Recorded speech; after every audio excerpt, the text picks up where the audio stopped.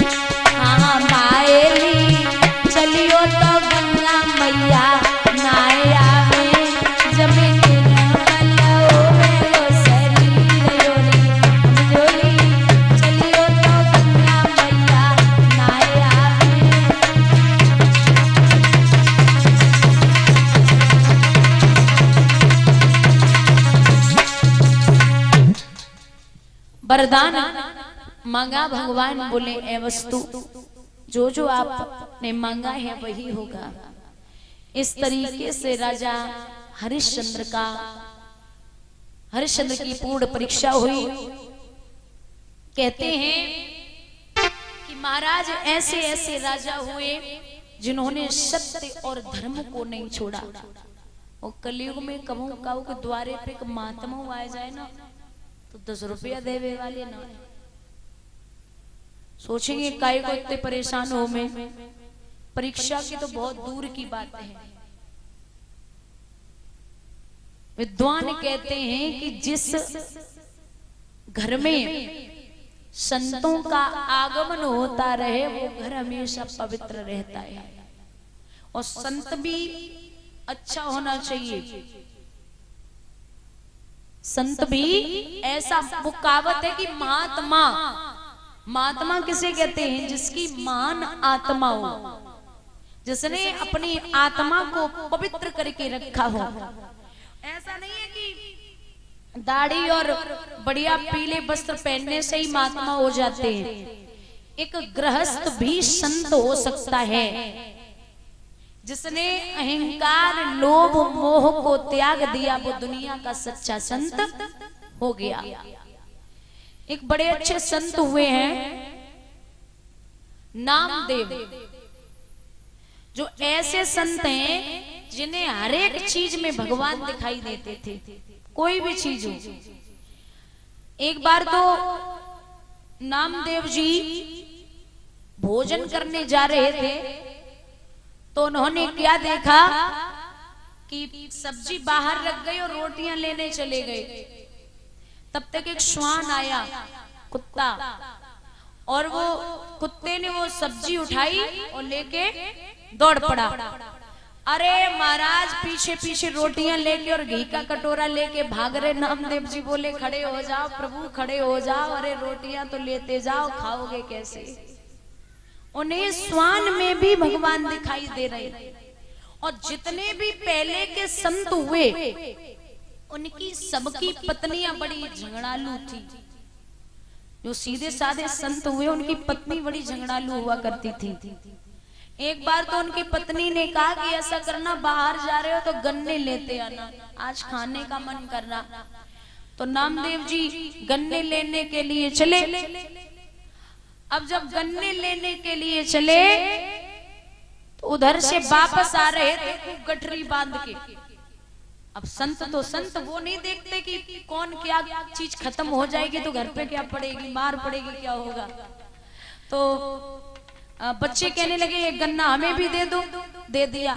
दूसरा बोला एक गन्ना हमें भी दे दो, उसे भी दे दिया। तीसरा बोला हमें भी दे दो, उसे भी दे दिया। जब तक नामदेव जी घर पे आए, इतनी बड़ी गठरी थी, उसमें सिर्फ एक गन्ना हाथ में रह गया। अब एक गन्ना पत्नी ने जो देखा आग बबूला हो गई। बोले इधर आ, बोली इधर आ, बोले ये क्या है? बोले ये गन्ना है, हमें लाओ। पत्नी ने वो गन्ना हाथ में लिया और नामदेव के खोपड़े पे मारा। जो गन्ना खोपड़े में लगा तो एक गन्ना का 2 टुकड़ा हो गए। नामदेव जी ताली बजा के हंसे, बोले भाई तो हम सोच रहे आज रास्ता में आ रहे कि अब एक गन्ना मैं खाऊंगा तुम खाओगी, मैं खाऊंगा कि तुम खाओगी, 1 के 2 हो गए, एक तुम खाओ एक बराबर। तो ऐसे ऐसे संत हुए, और संत भी वही होता है जिसे कभी क्रोध नहीं आए। कभी भी कुछ भी हो जाए उसे क्रोध नहीं आना चाहिए। एक बार एक संत जी जा रहे थे गंगा स्नान करने के लिए, तो वहां पर उनके पीछे एक दुष्ट लग गया। उन्होंने गंगा में डुबकी लगाई और निकले, और दुष्ट ने उनके ऊपर थूक दिया। फिर डुबकी लगाई, फिर निकले, फिर थूक दिया। फिर डुबकी लगाई, फिर निकले, फिर थूक दिया। एक बार नहीं 100 बार महात्मा ने डुबकी लगाई और 100 बार उस दुष्ट ने उनका पीछा नहीं छोड़ा। जब फिर से डुबकी लगाने के लिए चले तो वो चरणों पे गिर पड़ा, बोला महाराज एक बात बताइए, मैं 100 बार आपको परेशान कर चुका हूँ, आप कुछ बोलते नहीं, हंस के वही फिर डुबकी लगा के निकल आते हो, क्या बात है? संत जी बोले अरे बाबरे, जब मैं तुझ पे गुस्सा करूंगा तो क्या मिलेगा, और तू मानने वालों में से है नहीं, और हमें तो फायदा हो रहा है। बोले फायदा क्या हो रहा? बोले फायदा ये है कि तू अगर 100 बार न थूकता तो मैं 100 बार डुबकी नहीं लगा पाता, यहाँ तो मैं 100 दिन बराबर आता तब 100 डुबकी लगा पाता, और तूने तो एक ही दिन में मेरा उद्धार कर दिया। बोलिए गोविंद भगवान की।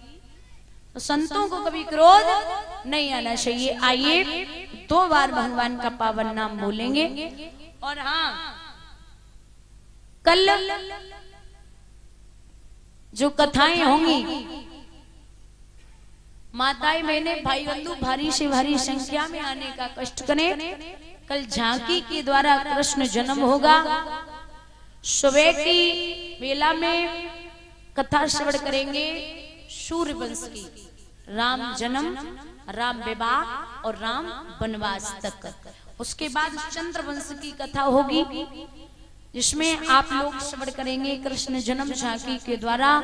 तो ज्यादा से ज्यादा हो सके तो पीले वस्त्र पहन के आए, और टॉफी बिस्किट अमीर गुलाल लेके आए हो सके तो, हेतु नातेदार रिश्तेदार सबको लेके आइयो। कथा के 3 दिन बाकी और बचे हैं। तो आइए 2 बार परमात्मा का नाम बोलेंगे।